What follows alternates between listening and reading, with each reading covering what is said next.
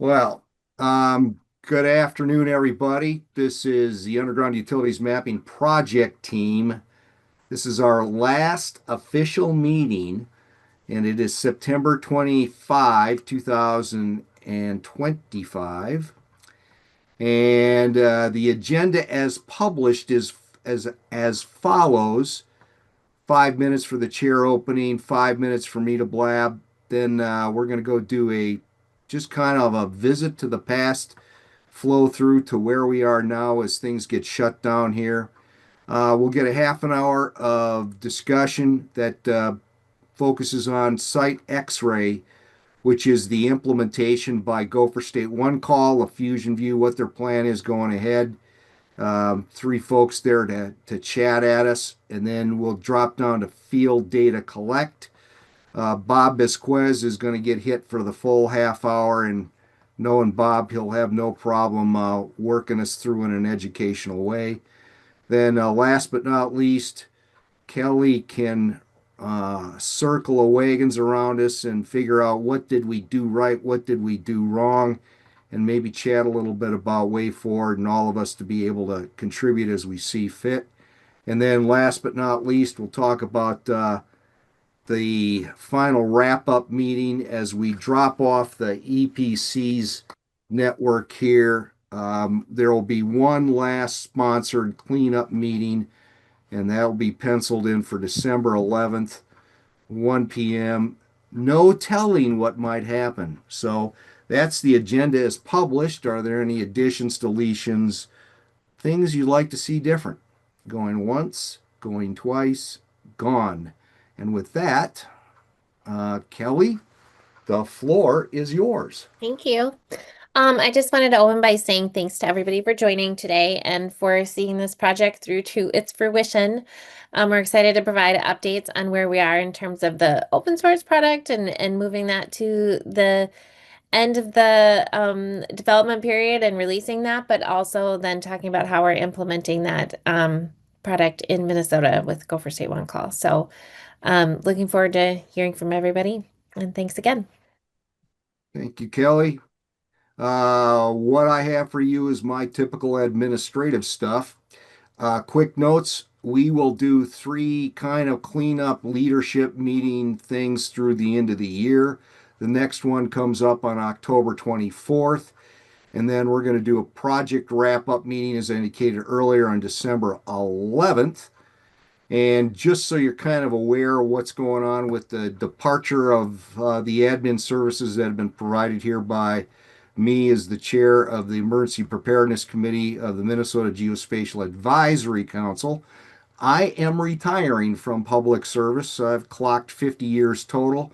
On 15 August 1974, I walked into the Marine Corps recruiting office and signed the paperwork proving that I was, in fact, out of my mind. But anyway, here we are, December, or I should say 29 September, I'll go away. 18 years as the EPC chair, and then finally 5 years in what I consider probably what you'd call a capstone project. It has been my honor and privilege to be able to work with the individuals that are on this call and the many others that over the period of time that's gone forward has been an enlightening, challenging, and really educational experience for me. So, just as a practical matter for you, the email chair at mgacepc.org email is going to go dark. And so if you need to speak to someone in the official pipeline over at the state relative to the projects that the Emergency Preparedness Committee will continue to have underway, there's three.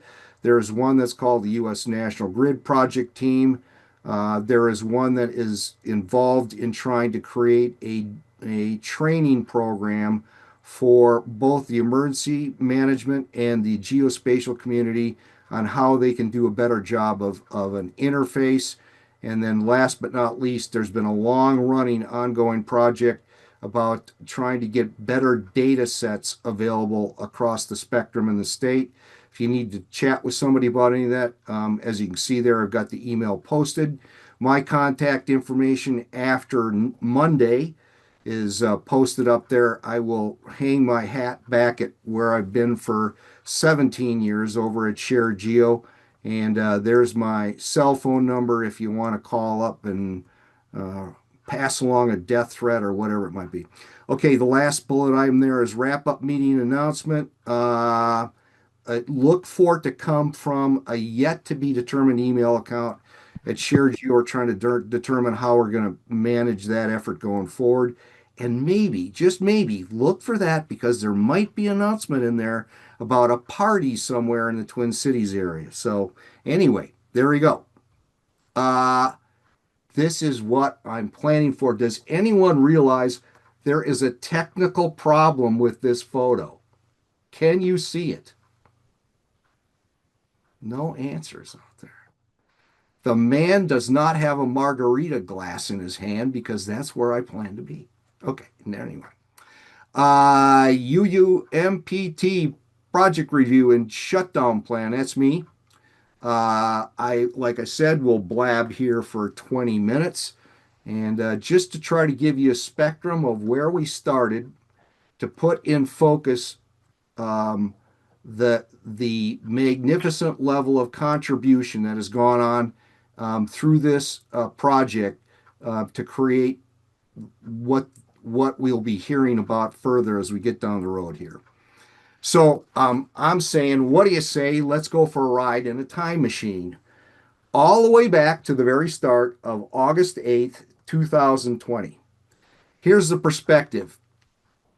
This is the first slide in the slide deck that was done on August 8th of 2020.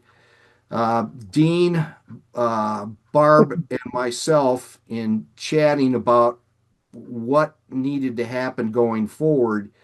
We knew something needed to happen, but we didn't know what it was.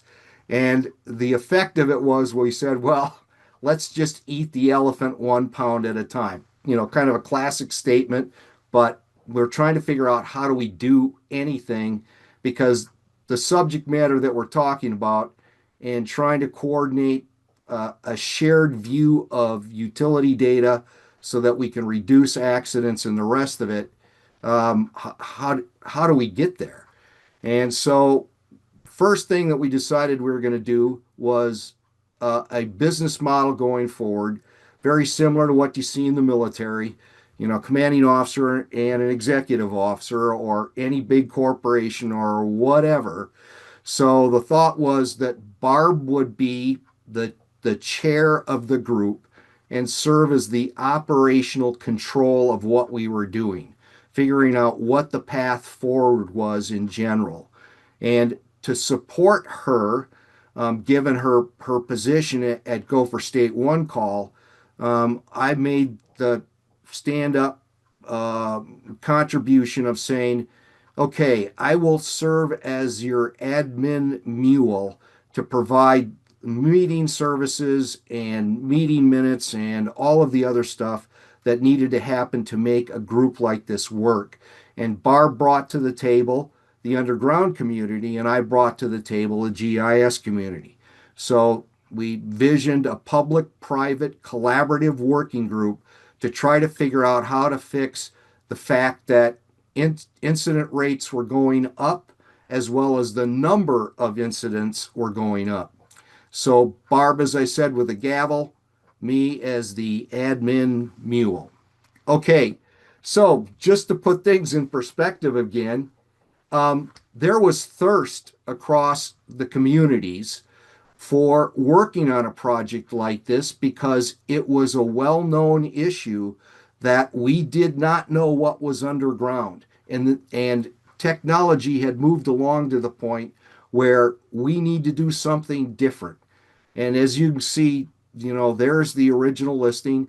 And many, if not most, of the people that are on that list are still with us. So it's a testament to this group that you've remained together as long as you have and have worked through the delivery of what we'll talk about in a bit. By October, we made the decision that we're going to try to break down into subgroups so that topics could be addressed in a more thorough way in side conversations. And for about a year or so, we worked in that model, but then began to realize that we were more focused given the development of viewing a number of educational videos and things of that nature. And this sort of model deteriorated over time. Well, as I indicated, excuse me, um, we were up against the issue that more and more stuff is going underground. On the left-hand side, you're looking at good old New York City. And anybody that been in downtown Minneapolis in 2021, 22, 23, it was a real head scratcher. Why the street's still torn up? What is the problem there? Well, the problem is that there's all that stuff underground, and there has to be a way to know what's there in a with a level of accuracy. And it's the combination of what's down there and the pipes and whatever. So anybody that's on this call understands that, but we also had this issue of communicating that idea that many people thought, well, they know where all the stuff is. No, they don't know where all the stuff is. So here's our laughable plan. Here we go. We were thinking, well, we need to try to figure out a way to take technology from being reactive to preventive. And the original game plan that was laid out, and when Dean Parker came twisting my arm, well, Steve, you need to hang around for a little bit longer. I said, okay, I'm thinking 2, maybe 3 years tops. Well, that turned out to be a little bit different when we first started talking in 2019. So there you go. 2020 was the plan of a project team in place. Pilot projects were already started at GSOC at that time. We took a look at how do we post out what we're up to, and we decided on YouTube being the most effective way to communicate that. 21, we envisioned that we'd be doing further research, more educational presentations, and perhaps starting to write some articles and start working out what we call a best practices document. And we figured by 2022 we'd be releasing that document and be able to present at national conferences and doing feedback and the rest of it. And then you can see what we were thinking 2023 would look like with the potential that if volunteer compliance, didn't get us to where we needed to go, then maybe at that point, Dean always shakes his head and never say that, but we were thinking there might be a chance we might have to go talk to folks about maybe some regulatory stuff. But the bottom line was, as Barb always said, our 3 main points were: want to get to the point where there are more accurate maps, ability to share data, which results in safer excavation, or read saves lives and prevents injuries. Um, and so by March of 21, we started thinking about, well, what does this improved plan framework document, what's it going to look like? And I framed this thing out and said, yeah, this is kind of where I think we're going to want to go. But again, the point being here is our whole focus was thinking we were going to be writing a document.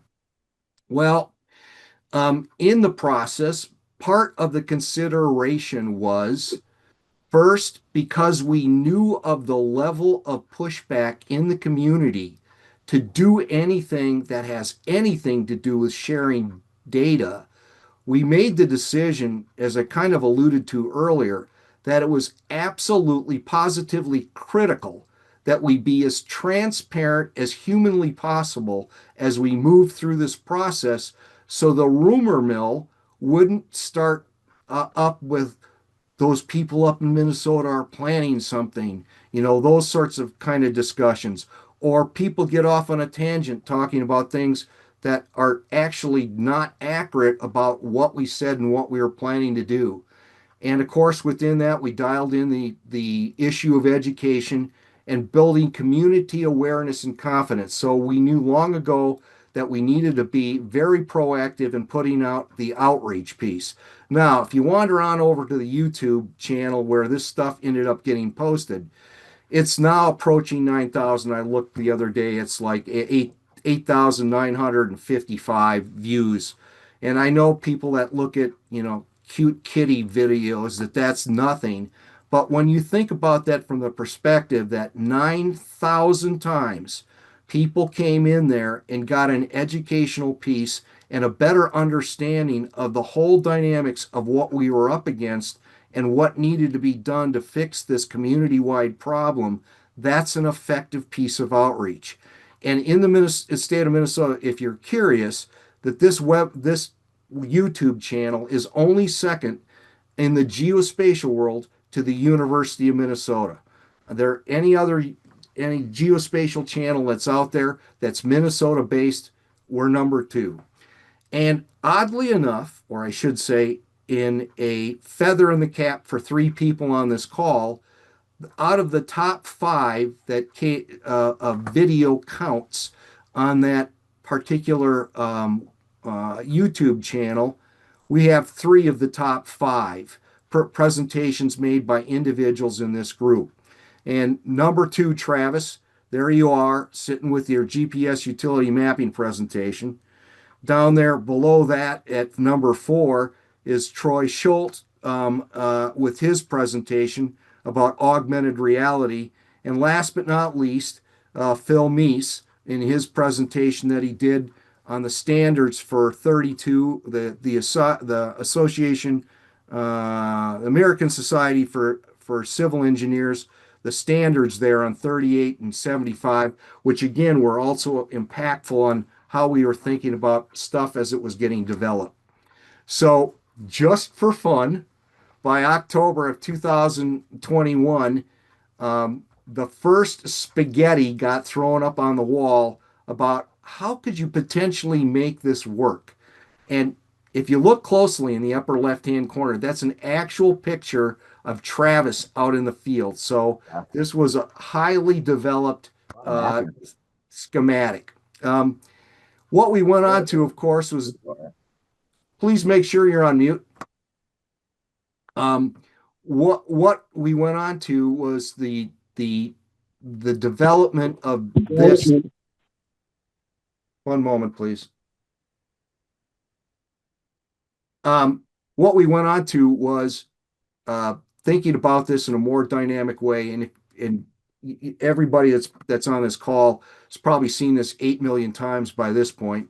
It's been fancied up in different ways and whatnot. But then we started thinking about how do we get to the point where Travis in the upper left-hand corner is interested in trying to feed data in when we're talking about building a system that shares data so that people have a better idea what's underground when they go out to work on a site.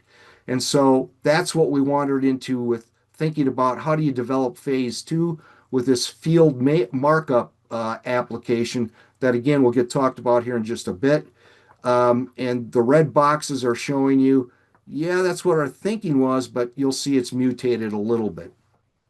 And although we've had individuals drop off the line in terms of they've had other responsibilities, shifted jobs or whatever, I do want to point out that sort of I should say the primary thought leader in getting us moving in the direction of where we ended up was my friend Jeff Zeiss. So when Barb and Dean came talking to me, I immediately thought, I know exactly the belly button to go to on this one.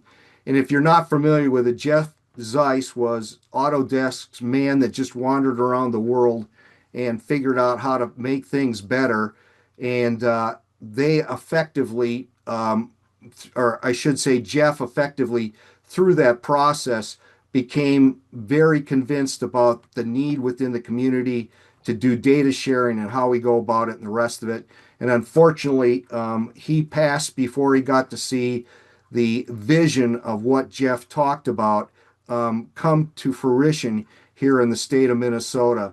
And I was lucky enough to electronically smuggle him across the border from Canada because you know that our Border Patrol doesn't trust those people from Canada. Would that be true, Steve? Okay. Anyway, moving right along, uh, Absolutely. constantly needing to find solutions. If you'll remember, as we went through this flow, there were numerous roadblocks that we ran into. And probably the biggest stumbling block that we encountered, that could have literally slayed this whole thing, was the fact that despite my repeated efforts to try to raise volunteers from the Minnesota State GIS community, nobody was willing to step forward to do anything basically for free except for the original prototype stuff that was built by the boys at Share Geo. So we were able to, through hook and by crook, put together a package of funding which allowed this entire range of effort to go forward in the development of what is concepts that move to prototypes that move to what will be the delivery of open source software that's freely available to the entire underground community.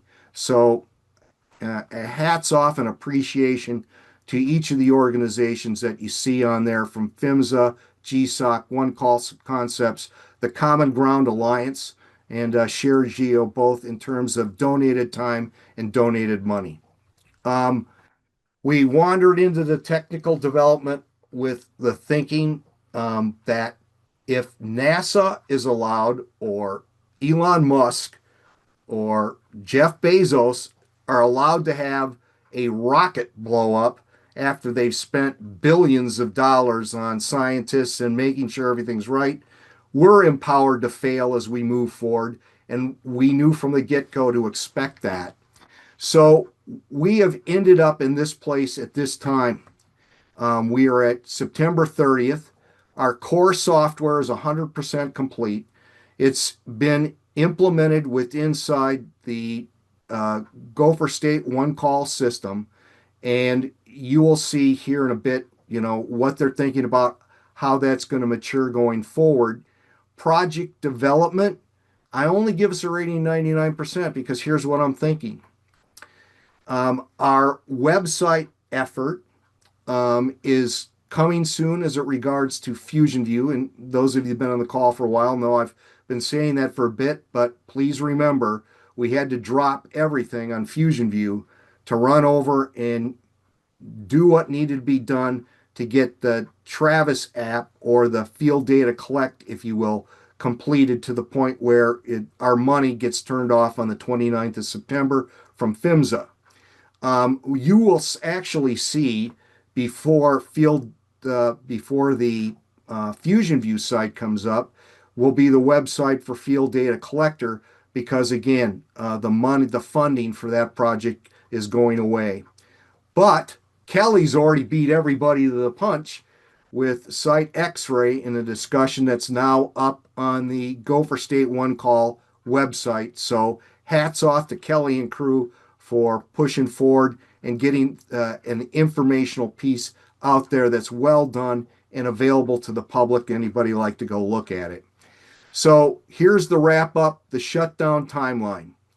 September 29th is the end of PHMSA funding for the field data collect, end of the EPC support package. September 30th, GSOC OCC FuzionView production should be signed off by then. And on October 1st through the 3rd, Bob and Sonia, I believe, will be up at the Minnesota GIS LAS conference to talk through where all of this is.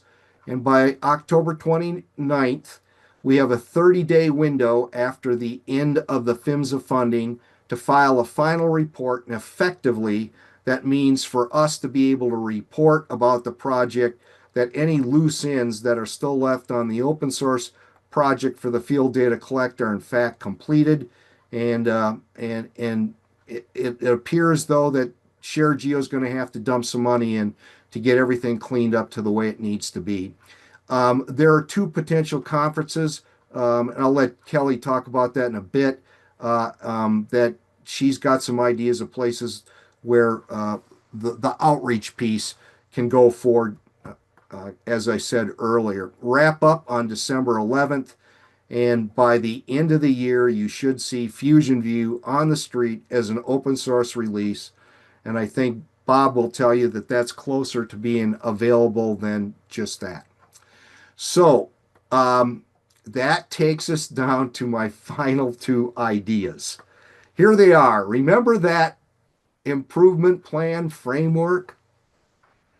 I think it will be a crime if, after all this group has gone through, that we have blazed the trail through the wilderness, so to speak, on developing something that's never existed before, in a way that will be freely available to anybody that wants to use it. So, who would like to volunteer to write this document? I, I'm not hearing anything, which means, of course, the blowback will be me, but that's fine. But Steve, if Steve, you're in, go ahead. Steve, I can work with you on it if you like. Okay, that'd be great. If anybody else wants to volunteer, let me know. It'll be something we'll just take our time with to get it right. And that's been part of the reason we have made such an effort to thoroughly document everything as we went through this, because we know with a white paper, the interest in what's occurred here will be, I believe, significant, because it is a game changer in the community. Here's my last kind of thought, well, second to last thought for you. You are the salesperson for this from this point going forward. This is your future. Data is the key. We've knocked down effectively phase one and phase two. And for phase three to ever occur, and that's actually how this whole thing got started, was Barb coming knocking on the door saying, hey, we want augmented reality now. Well, it doesn't quite work like that. So ultimately, as you can see there, it took us 6 years to get to where FuzionView is. It's taken us 7, 8-ish to get to where field markup will be viable in the street. Maybe another 3 years or so for all of that stuff to maybe get integrated in a way into augmented reality. And then if the world keeps marching forward as we have, you'll perhaps see phase four, where there's full and complete understanding of what's underground and the implications across a variety of industries that, right now we're worried about, the GIS and the underground community, but the emergency responders would love to know where everything is when they're responding to an oil tank fire or whatever. So, last thought for you. Here's the reality of what I said when we wandered into, and it just reinforces what I showed you with that line. What we've done here was not to go around thinking that this is going to be a matter of flipping a light switch, that you're going to go from one day having nothing to the next day having something. The reality is you're growing a tree of capability. And if you think about it in a long term, before maybe the whole thing gets to phase four, I'll be pieces of dust blowing around somewhere off the beach in California. I don't know. But you get the idea. This is a long-term commitment. It's going to take a lot of heavy lifting still to go. And the crew that's on this call, please, by all means, take it in your heart, carry it forward, because what we've done here is significant and important. Okay, that's all I got for a spiel. That takes us down to Site X-ray, FuzionView plan going forward. 3 speakers. First up is Mr. Bob. You can grab the screen anytime, Bob. Or do you want me to just pop to that slide? You want me to do that? Yeah, you can just pop to that slide for the partner Okay. stuff. Yeah. Okay. So on the partner stuff, you can see there that we've been working with quite a few folks there on the connection testing. Pretty much everybody on the left side there is we've worked in some capacity with pulling the services and sharing them with the FuzionView services, both on the demo server, and then we're starting to work over with the folks over at OCC where they're implementing it internally. So, there's different things that have been happening there across the board with the different Pioneer partners. And you'll notice that the list has gotten a little longer probably since the last time this group saw the list too, because we've got a few more kind of pull on, uh, you know, um, sidle up and say that they wanted to start sharing data. So the MnDOT side of it too has expanded quite a bit internally. There's still other folks that we're demoing to internally at MnDOT as well. So there's besides their ITS, hydraulics, and electric, they've got a few other folks that are managing different types of data as well that are still underground related. So we're still working with MnDOT. There's a similar thing that's going to go on with any big municipality as well, because the different data sets that are available internally are managed by, separate individuals kind of thing. So the numbers start to multiply very quickly as we get, further into this, but it's been going very well, and we've been able to solve all of the early problems that we had with connecting up to the servers. On the right side there, we've got things going on with, outside states kind of looking at us. Kelly can probably, say a little bit more to this, but, we're setting up a Oklahoma, Wyoming kind of a combined presentation that's upcoming here shortly. And then you can see that there's these other states that are interested in things that are going on as well as some decks up in Canada. So I don't, Kelly, do you want to expound on any of that outside interest stuff? Sure. I can talk a little bit about that. So, as we have been talking with folks around the country about levels of interest, we've gotten some serious interest from the states that Bob mentioned. A couple of these are OCC states, so it's worth noting. I believe OCC is implementing this across their systems, and they work in 17 states. So states will be able to take that on if they so choose in the future. That's the long-term plan. And then in addition to that, Michigan and USA North, which is Northern California and Nevada, have expressed interest as well. And then we're actually just trying to have some conversations more broadly across different one-call centers with different technology systems across the country to see what level of interest there is and how we can kind of find a home long-term for the open source product to be sort of a promotional vehicle. So we are continuing to work on that and talking with other folks to see what level of interest there is on that. Thanks, Kelly. Mhm. That's it. Any questions on kind of the Pioneer Partners? And I mean, the kind of the next step here, Kelly, you tell me where I'm going wrong here, but you're going to start kind of slowly and on the implementation side of this, and fairly soon or quickly, OCC is ready to start entertaining people that want to share data, correct? Yes. Yep. And I can talk a little bit about that. I know the folks from OCC are in a meeting right now, and I'm hoping Sonia or Adam can jump on to talk a little bit more about the implementation timeline and plan. But I can just speak quickly to where we are. So we're phase 2, I believe, of implementation in our systems is nearly complete. And so this should be available very soon for folks, interested operators to sign on and to start the conversations with excavators, designers, et cetera, about signing on as users as well. And so one of the big things that we've been working on over the last few months is kind of, I would say, getting our ducks in a row. We are making sure that we have strong user agreements for both operators who are supplying data and end users who would be utilizing the data through the one-call system. And so we've been working to polish those up and make sure that we have them very strong and a lot of guardrails in them to make sure that people feel safe and secure in sharing and using the data. And then in addition to that, we've started to develop an outreach plan, if you will, with a really strong focus on not only the Pioneer partners, including all the cities that Bob mentioned, as well as MnDOT, but then also really looking at municipalities around the state. We've already gotten some interest from some cities and towns across the state who are looking at this as a really good solution in terms of being able to share the data, especially on the design phase of projects, where they're actually being asked for that data and they're having to go kind of the old school way of cutting shape files and sending them via email and whatnot. And so this is a really great solution for making that process a bit easier. So we feel like this will be a really good way to start that outreach. And our intention, as always, has been to really do a slow and steady rollout of this across the state. So putting all those plans in place now and just making sure that we have our onboarding processes well established before heading down that road.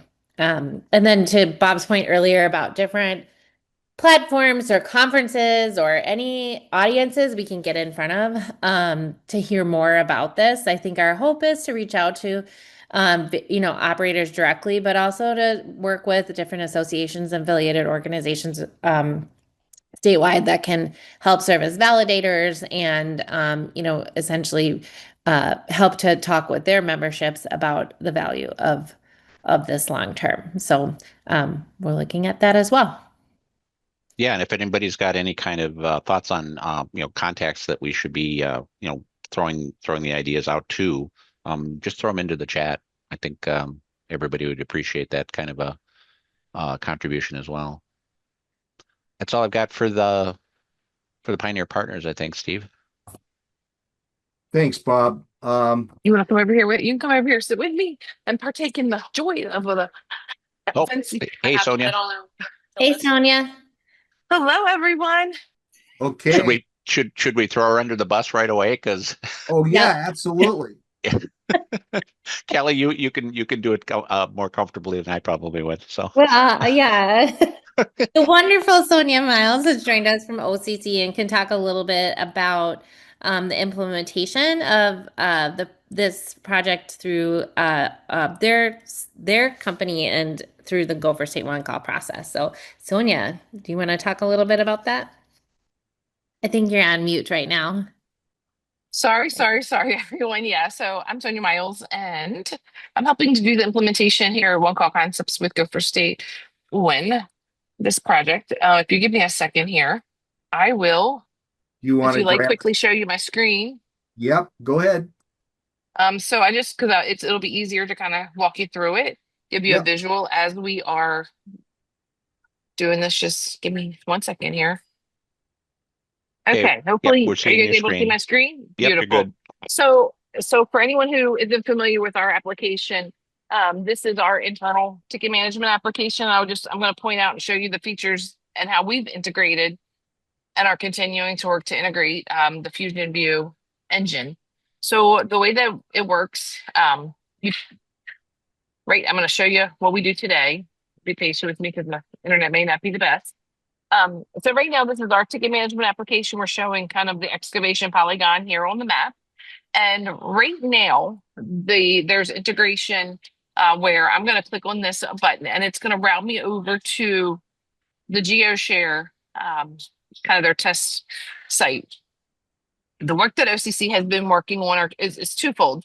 One is it's the implementation whereby this FuzionView engine is actually running within our infrastructure. And then the second piece to the work that we're working through is to integrate the view of the map inside of our existing map. So here you'll see in the Fusion, did you guys go over this already? Like just kind of showing you the FuzionView? You're doing good. Keep going. Okay. Sorry, I'm not sure exactly what you guys have covered, so I apologize. So here again, I'll just bounce back over to show you this. Here's the excavation polygon that was generated for this particular locate request. And within the FuzionView engine, excuse me, this solid black line is a demonstration of that same exact excavation polygon. What we're showing here is the entities that are the assets that have shared their information with the FuzionView engine and indicated that they are in the area. Something to kind of point out is this dashed black line that is around it. The idea or the concept of this is, and in Minnesota, they decided to do a 100-foot buffer. And this is basically showing anything that would be within 100 foot of the excavation. So kind of zooming in here, this is probably a prime example of why that decision was made. And that is here, you'll see that the excavation, just outside of the excavation, there is this attribute here. And the user can click on the specific line data and get more information. So in this case, this would be a copper line or copper by CenturyView. And it looks like it's a communication cable or conduit. This information that's populated here with the line data is actually something that is part of the attribute information that is provided by the provider of this particular feature. Some of the other things just to sort of touch on or show quickly is, again, from this application, the user has the ability to go in and see like the actual ticket view itself, so they can toggle back and forth. When we actually have the integration into our system, that's probably not going to be something that's as impressive as it is, through this separate application, but it is built into the excuse me, into the system here. The other thing to show is if there were multiple, and I didn't pick a good spot, I apologize, but if there were multiple different feature set types, the user would be able to toggle those features on and off. So if they were only interested in, say there was electric also in the area, and one of the providers was providing electricity, the user would be able to click on and toggle on and off different feature set types. But this one here is showing that in this example that I quickly pulled, there are 9 different communication or cable conduit features within, like I said, 100-foot barrier of the excavation. And then just to kind of point it out, this is currently integrated with OpenStreetMaps and then an aerial footprint so that they can see some topography. Obviously, things like the ability to zoom in and out on the map. You can do measurements. So if you're actually trying to measure different aspects of things, you have those opportunities and options there. And that is pretty much in a nutshell what this system does. So again, just to kind of, whoops, for some reason I'm drawing. How in the world? Okay, I apologize.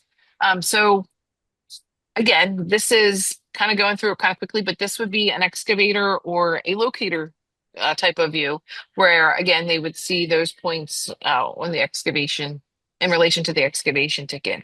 What we are also working on, in addition to running the engine internally, is to actually display that data right here as a toggle on the map. So much like if I zoom out, I'm showing, this is actually the member polygon for one of the members. If I hide that, I just want to show that. You'll see that I can turn that feature on and off.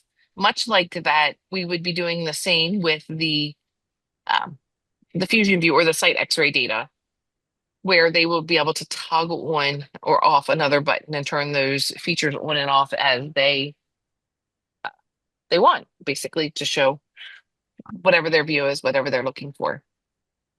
So that's kind of in a nutshell. I kind of probably went through it a little quickly, but in essence, that's what how we're using this, doing some of the integration into our system. Within this, if you're familiar with any of our system today, some of the other things that this full integration will offer is a single login. So I don't know if you noticed, but when I logged into our system, I had to use my credentials to log into the FuzionView. With this integration, we will have integrated user controls, and then we will also be able to control. For example, I'm assuming that the team here went into some of the logistics with the contracts and the different agreements that are in place for this project.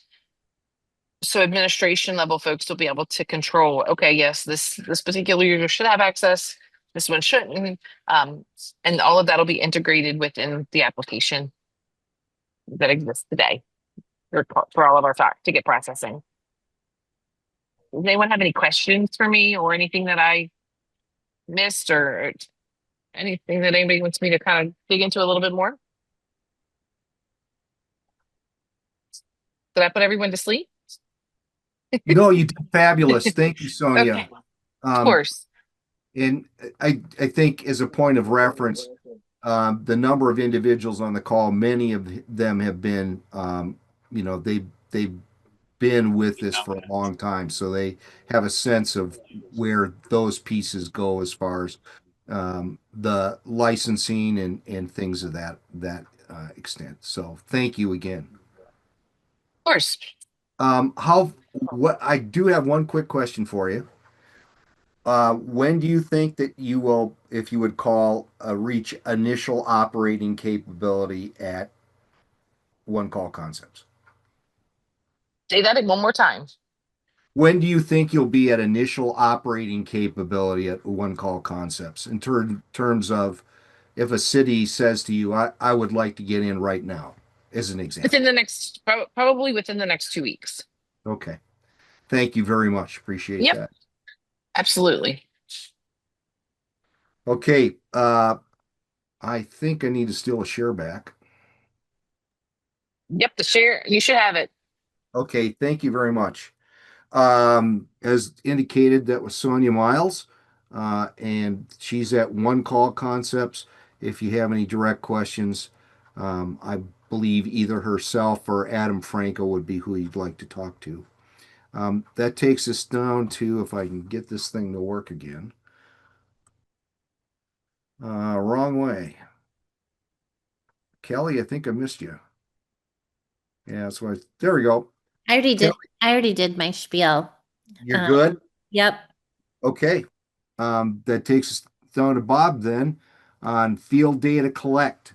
So you're going to get another dose of Bob. Bob, are you ready to take it? I'm ready. Okay, it's all yours. Everybody see that fine? Yep, we can see it. All right. So I'm going to talk to you about the second project. It's sort of a companion project to FuzionView. It's not part of FuzionView. It's completely separate. It does its own thing. It's designed that way on purpose. And we're calling it Field Data Collect for right now. It's everybody's been talking about the FuzionView side of things. That was all about pulling the data from all of these different providers that are sharing data from their services into one spot on FuzionView and being able to set that up so that the data could be displayed on the ticket by ticket basis. Field Data Collect is going the other direction and pulling the data up from the field. So the idea there is that we're using a similar process, but it's all about the field users, and maybe if they find something unexpected out in the field kind of thing, they can comment on it and actually push that aspect of their work upstream. That's the general kind of targeted area that we're going after here. So we got a script of sorts that we got out of Travis. I'm going to give a shout out here to Travis Byrne of Subsurface Solutions. He's been instrumental in helping us get this field data collect kind of app together. His kind of guidance has really kind of pushed where we're at, and it's come together very nicely with his help. So he even gave us a script. I'm not going to get into every little single word here, but this is actually a story that he gave us for what would happen out in the field kind of thing. And this particular story is what's been guiding us. If you're really interested in it, I can send you the script here, but I'm not going to go through and read it word by word. But for the most part, we're very close to what Travis's vision was with his little story and how things should go out in the field. But right now we're at version 1 almost. We've got a couple of punch list items that we're working through. The PHMSA grant has gotten us to where we are today. This easy to use web app that includes a set of key tools. I'll go through and demo it after I go. There's only like 15 slides here, 16 slides that I can go through fairly quickly, and then I'll actually do a live demo. This foundational app allows for continued development, into the future or well into the future. It will allow us to demonstrate how users can easily share information from the field, basically anything, a file, even connecting up to hardware devices. We've already done some evaluation on being able to do that kind of thing where a locator can actually directly connect their hardware up and have the information relayed back upstream, and allow the development team to get some useful feedback from the field users. We've gone down this idea generally of having these process pipelines. So we came up with these pipeline kind of routes of different for different kinds of information. One big one is going to be this unknown. So the idea is that there's think of it as like a dedicated action out in the field in the app, where the user can say, I found something that I don't know. It's like it wasn't located. We've dug it up. We don't know what it is, kind of thing, and they want to report that back upstream. So that's kind of like one of the pipelines. Another one would be user uploads. So I've got a guy out in the field and he's digging up something, and maybe he sees a valve that's bad and he wants to take a picture of it and say, I think that valve might might be on its last legs kind of thing, and he just wants to push that back upstream and report on it. So that's not necessarily an unknown. He just kind of found something out in the field that he wants to push back upstream.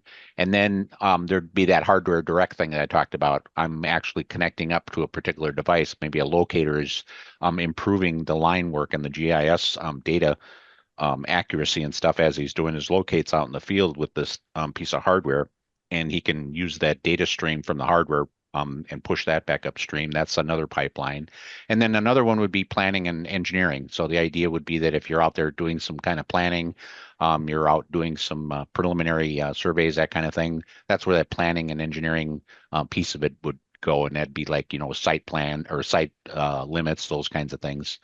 Maybe there's restrictions that you have to mark out in the field. Anyway, these are kind of the general pipelines that we've been developing the system to be able to handle for the different data sets or different types of data coming upstream.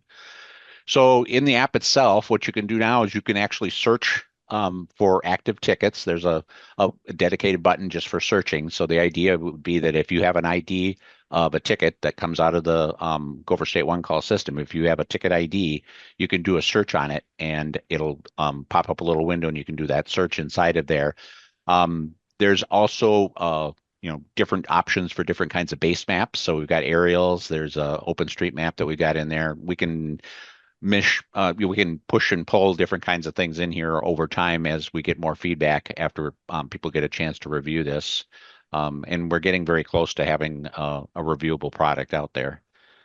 So you've got a tool that's set up for displaying the different kind or swapping out the different base maps.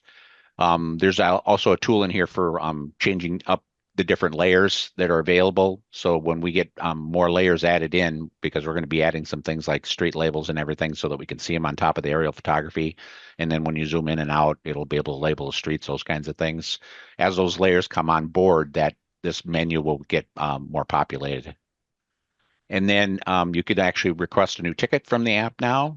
All it does right now is it actually sends you right over into Gopher State One Call's ticketing system. So we send you directly over to Gopher State, and you can create a new ticket right there.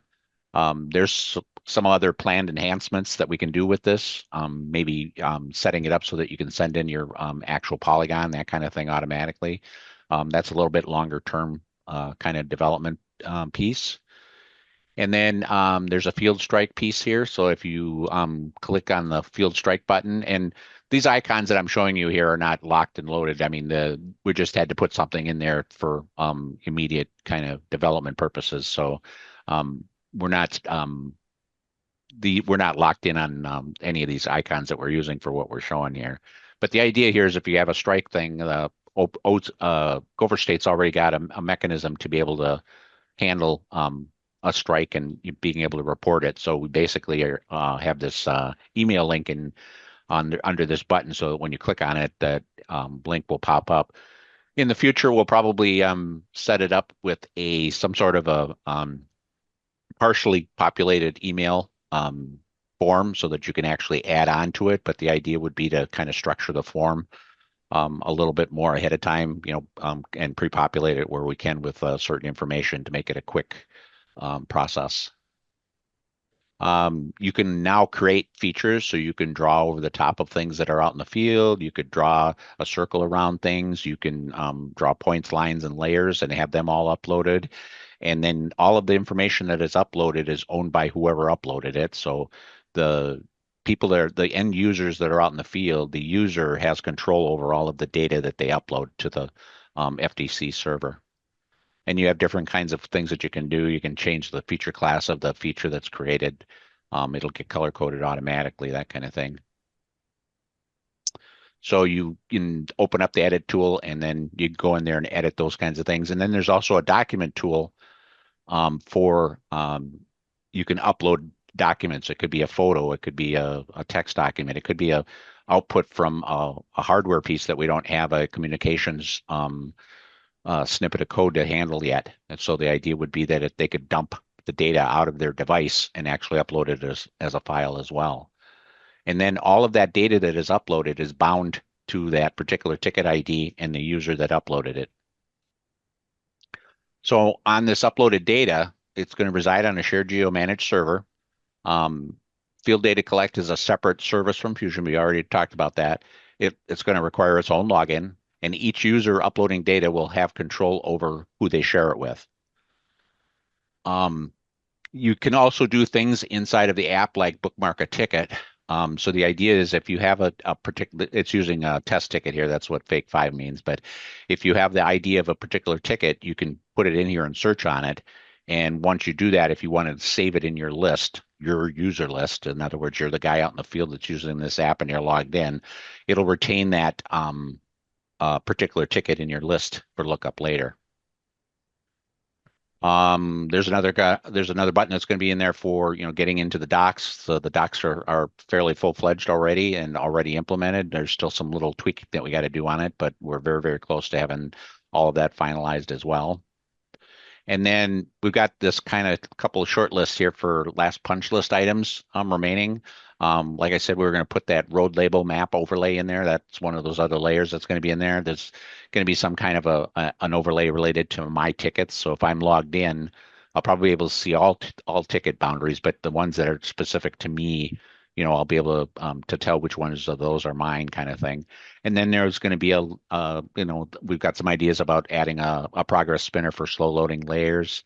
We're going to add in a link to the documentation, a dedicated button to report the discovery of unknowns. So there's going to be a dedicated button just for unknowns. Data sharing tools. So the user will have a few more tools added in for them to be able to customize who they get to share with. And then the Gopher State one call ticket feature display. In other words, the features will be displayable as well inside of the tickets when they're pulled in to the Field Data Collect service. More punch list stuff. GPS follow me, record, location tool. The idea would be that you could just turn on a GPS and walk a boundary out in the field, or walk a line kind of thing, and it would be able to record it. Add ability to color code new features by classification. Selectable coordinate, kind of a dynamic moving display, in the map. Add statewide parcel data as a layer. This will be that statewide set that already exists, because we it's basically free, but there's 16 counties that don't participate in sharing with that the statewide data set. So there are commercial options for that, but I'll talk about that in the next slide. Show dimensions for features as they draw. We're using a open layers interface versus we were using leaflet for FuzionView. So we're using open layers. You saw that we had the drawing tools and stuff that Sonia was showing in the FuzionView side. We have to kind of replicate that capability over on the open layer side. And then again, those user sharing tools. And then if you think about it from a little bit longer ranging perspective, more funding needed kind of things. These are kind of the premium things that we were thinking about the application could use. Improving the high resolution aerial imagery. There's other imagery that's available besides what we're using right now from the state. We can fill in that missing parcel data for the state. There are paid for services where that data is available. We can also add in data pipelines for communicating and recording directly from other various recording devices that are used out in the field, addition of other types of field collection like soil borings, those kinds of things. So different disciplines may be approachable for using the same kind of upload process for collecting information in the field. Going down the 3D route of a map viewer, if they were doing LiDAR scans out in the field, you can start getting closer to a digital twin kind of approach, and then potentially maybe develop an app for Apple and Android, kind of going down that route. Of course, like all of these ones, everything I showed here, this is going to require some sort of additional funding. That's the end of what I've got. Has anybody got any questions right off the bat? I got a little 5-minute where I can jump into the actual app if there are no questions. Just really quick, Bob. Mhm. You mentioned unknowns or abandonments. So has there been any thought about having the one call center set up a database to collect and record those on behalf of, because we don't know who it belongs to. So perhaps we could stand up a database and they say, okay, until it's known, we still have to record it and report it. So the next one call ticket that goes in that area, that abandoned facility shows up on the map. Yeah, for the immediate with the discussions around this, one of the things that popped out was that if on this unknown stuff is eventually when I say we, I'm talking about a shared geo because we would be the ones running the server. We might become another data provider to the Gopher State One call. I mean, that was Awesome. kind of the idea there. And then the unknown stuff, we can filter that out, and it could be a continuous layer. That's just one thought. We're earlier on in the process than that. We're just trying to enable all of the upload capabilities right now in the versions that we're working on, and getting the data uploaded and made available so that the users can share it with whoever they need to share it with. You bet. Okay, thanks. Any other questions? Bob, just as a reminder, you've got all the way to 2:30 if you need to use it. So you Okay. got plenty of time if there's more questions or whatever. All right. So I'm going to talk about the, field data collect, and this is it here. And this is how you jump into it. There may be a little precursor page that we'll add on to the front of this, but this is it in a nutshell right now. I kind of ran through all the different kinds of buttons that were available there, but the first step that you do is actually, you can throw a ticket ID in here. I've got one in my clipboard already. You can see down below here that I've already done some stuff with a bunch of different tickets and stored different things. So I've bound features and uploaded documents already in the system, and saved some tickets as well to the list, and bookmarked them. So I'm going to search on this particular ticket, and so it found the ticket in downtown St. Paul. And the idea here now is that I can do different things. I can actually draw a feature. I can draw a polygon if I want to. And the information that I actually add in to the interface, it'll tell me whether or not, which, if I'm going to draw something that I'm trying to represent out in the field, I can actually classify the data while I'm creating it. So I can put a label on here. I'm testing for a large group. Hey, Bob, while you're entering that note, I just want to double check. Do you guys still need Evan and I here for this part of your meeting? We're happy to stay, but if not, then we can drop off. No, I don't think so, unless you wanted to sit, one of you wanted to sit around for questions. I think you guys can go. Okay. Okay. Yep. Yeah, we're just having some difficulty in the space that we're in with some construction behind us. So I didn't want to be disrespectful to the rest of the group here. Yep. So if you have something, let us know. Otherwise, it was good talking to everyone. Have a great rest of your day. Bye. Okay.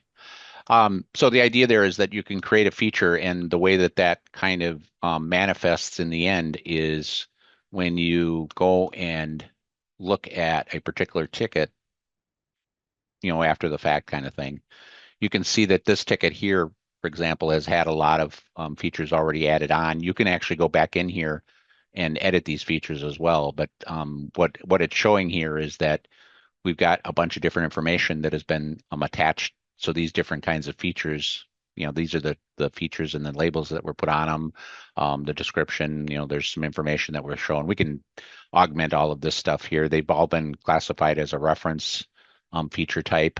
And then again, I have the ticket list that I've got there for the different kinds of things that I've attached. And then you also have the option of doing uploads of photos as well. So you can upload a file and set that into the and bind it to a particular ticket. So everything here, if somebody else was logged in and looking at this particular ticket, they wouldn't see all of this information because this is all stuff that's been created by me. The only time they would be able to see it is if I allowed them to. When we get that actual tool set enabled, that'll be where that comes into play. We talked about that new ticket thing, so I just literally just pushed the plus sign inside of there, and that jumped me over into the Gopher State One call ticketing setup. And then you've also got this field strike, and I showed you how that worked. You basically would just open up your email tool right now, and I talked about kind of expanding on that. where needed. So we can do different kinds of things there. And then I just wanted to kind of relate how this relates to, what's going on the FuzionView side. And the way we can do that is this is the same ticket over in FuzionView and what it looks like. So eventually we'll have the information popping up that you see here for the features. That will also be popping up inside of the FDC view here as well. So you can see that they're looking at the same particular ticket here. Right now, we're waiting for the feed to be put in place from OCC to the FTC server.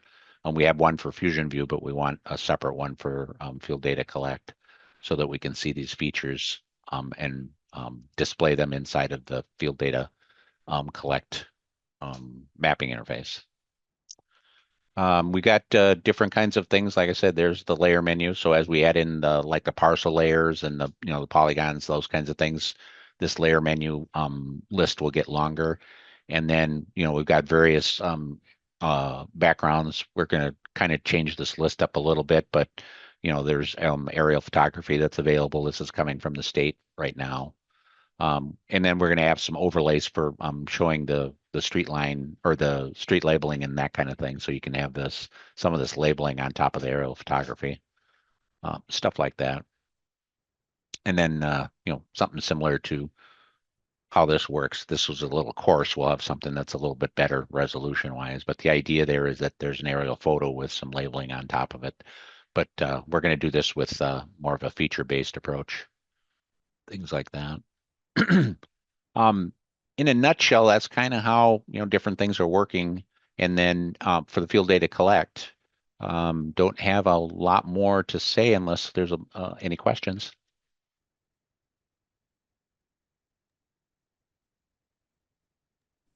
Bob and Steve, on the Field Data Collect, how do they know that the data that's collected in the field is accurate? Like, do they have GPS readings that they can capture as part of the metadata, or how do they know how accurate the data is that's being collected in the field?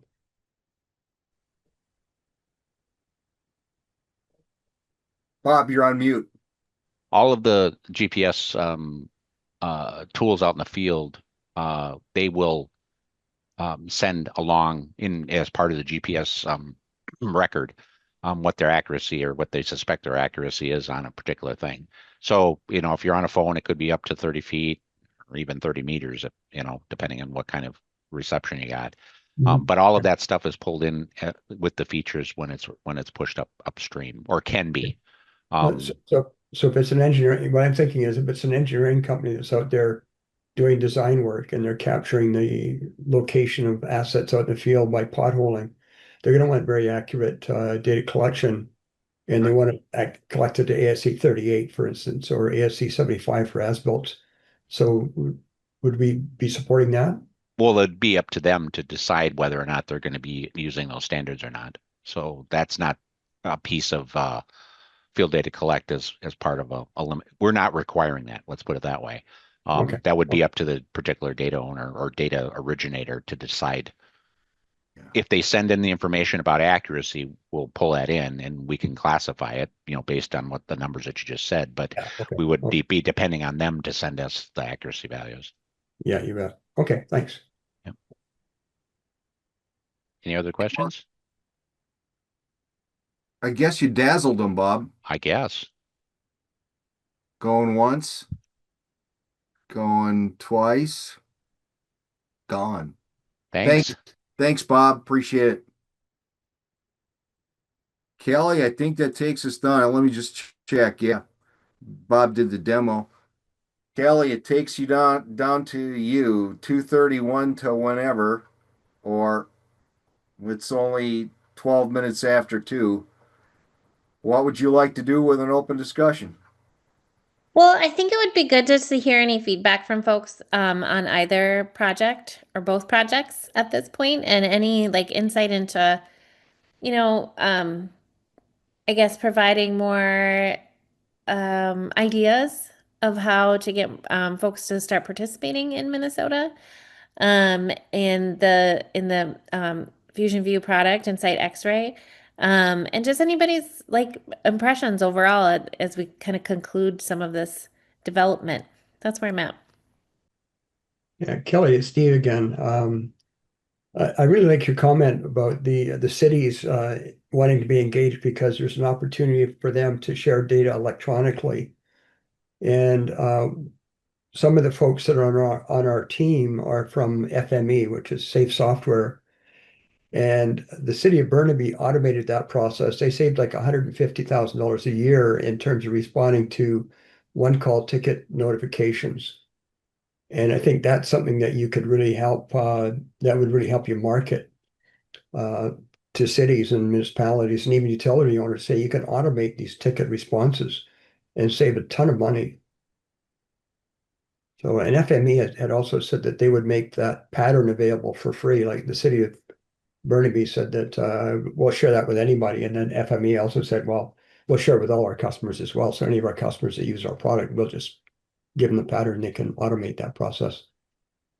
Well, that's really good information and feedback. Thank you. It's a good point.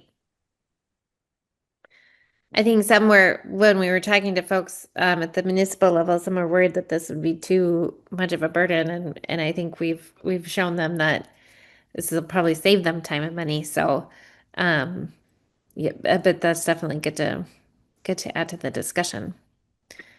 Well, one of the things we always have to remember is that for the most part, people that are tearing up utilities out on the public right of ways are either municipalities or other utility companies. So at the end of the day, it's their ratepayers or their customers that pay for the damage. So anytime you can avoid damage by having better maps, I mean, you're way ahead of the game. Absolutely. Any other thoughts? Kelly, I think maybe is everybody's trying to escape to a nice day or something. I don't know. We can't. A quiet group. Yeah, it's a quiet group today. Brad Henry, are you still with us? Joe Robelki, how about you? Are you still with us?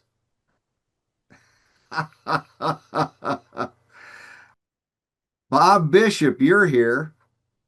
You've always got good insights. Come on, throw something out there for us. Is the answer going to be you've got nothing?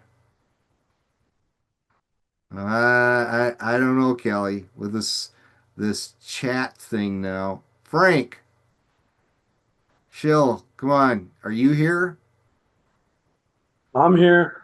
I'm good though. I don't have anything. Okay. Thank you. Appreciate it. Well, how about Liz? You've been with us since the beginning. Did we end up where you thought we'd end up, or we drive the train off the tracks? I'm actually very impressed, that I didn't see the end result when I first, or I couldn't vision the end result when I first started on this at all. And I think it's awesome. I think it's work well done. Very good. Coming from you, I take that as being a wonderful compliment. Thank you. I'm gonna ditto that one. I mean, I've heard Liz talking, over it's been years, I can say years. I've heard Liz talking over the years there while we've been putting this together, and that actually is a powerful statement. Yeah. Yeah, it's good. I think it's going to be very useful to the communities, that are involved with everything that's underground. So, um,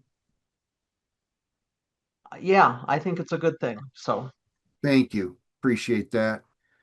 How about Ryan? You're here representing Pelican. What are your thoughts? Ryan Stottlemyre, are you still with us? He's there. He's trying to, Get on. yeah, Okay. he's trying to pull off a mute there. Oh, Mike isn't responding, so. Okay. All right. Fair enough. David Phillips, help us out. I don't really have anything, so I'm just tuning in, Okay. trying to. Okay. Fair enough. I All got right. something. I'll help you out, Steve. All right. All right. Travis, Okay. I Was I thinking? Yeah, you left me out. No, we talk almost every day, so I'm tired. I'm sure you're tired of me.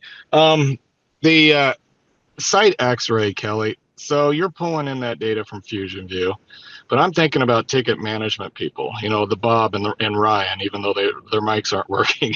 How it would be nice. I mean, how are they going to incorporate that onto the ticket management for their customers? Would they be pulling it in from One Call Concepts, or are they pulling it from FuzionView? How do we complete the circle? So that is definitely a Sonia question, but my understanding is that that can be done through the ticket link.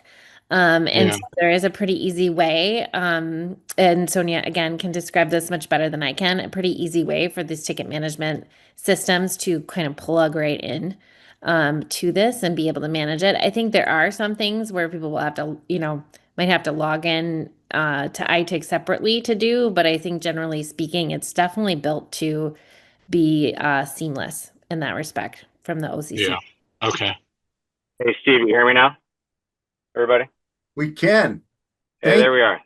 I just swapped to my phone 'cause I was like, I guess this isn't going to work here. So, um, yeah, overall, I love the experience of the product. I think to answer your question, I don't know who just asked if it was Travis or not, but having a viewer on top of this data, being able to access it and show it with ticket information, I think it's all highly plausible. We've actually had conversations with Dwayne Rogers, our CEO, and Barbara before she retired, and then Bob and I were all on a call a few months back. So yeah, I think all highly plausible, and I love the design, Bob, that you guys have done. It looks really seamless and clean. So yeah, I look forward to continuing these discussions because there's definitely seeing interest from USA North and Wyoming, obviously One Call centers that we work with as well. So yeah, exciting moving forward. I like where this is going. Okay. Appreciate the support that you all provided over the span here. We were afraid that the One Call Concepts thing, it would look a little bit like we were only working to serve their interests, but I hope you realize that again, when the open source release hits the street, it's not like we delayed it intentionally. We had to respond to this PHMSA money thing to at Yeah, least get the FDC built, and then swing back to finishing the open source version of FuzionView. So yeah, it's yeah. coming. It's coming. No, that's great. Anything that's crowdsourcing, so to speak, the data and the quality, it's all helpful for the entire network. So yeah, really cool to see it. I've Okay. been watching on these calls, I think now for over probably a year and a half now, and seeing the progress of it has been really exciting to keep going. So Well, we're at the cusp. By the end of the year, everything should be on the street, and we should see some rocking and rolling. So keep fingers crossed. All right. great. Thank you. Glad my mic worked. Thanks, guys. Yeah. Okay. Floor's still open. Going once. Going twice. Kelly, I think we're at gone. Yep, it sounds good to me. Good job, guys. Okay. So that takes us down to last items. The last meeting will be Thursday, December 11th at 2025, 1 p.m. Central Time. Hard to know how long that one's going to go. I'm sure that will probably be more like an open forum kind of thing. We'll wander through the products, kind of a final cleanup of where stuff's at as it wanders off on its own. Takes down. Anybody got some final thoughts they want to throw in before Kelly closes things out? Going once, going twice, gone. Kelly, final comments. The picture on that slide looks amazing, and I wish I was there. I wanted to thank everybody again for all of the work over the years. Just having come in the last year for this project has been really cool to see how great it's been over the years, and excuse me, how it's come to fruition now. So thanks everybody for participating, and we'll see you in December. Thank you, Kelly. All right. Just as a treat, I took the last slide of the first time this group got together in August of 2020, and I thought the statement at the end bears repeating. It's amazing what you can accomplish if you don't care who gets the credit. Thanks, everybody. Have a great weekend. You bet. Thanks, Steve. Thanks, Steve. Thanks, everybody. We'll see ya.